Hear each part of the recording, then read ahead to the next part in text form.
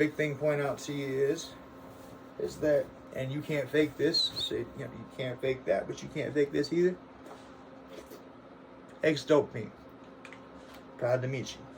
So, the way this works is, the reason I point that out to you too is that the reason why I stumbled across this is that from being ex-dopamine, from having the life that I used to have, from all of that, I have constant anxiety. It's something I'll never get rid of.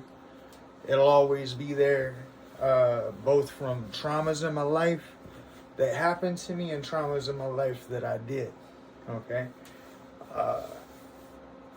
On the other hand, things, there's also the fact of the abuse that I went through. Okay.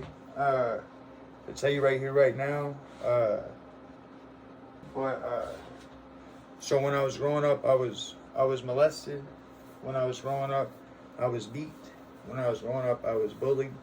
All these sorts of things.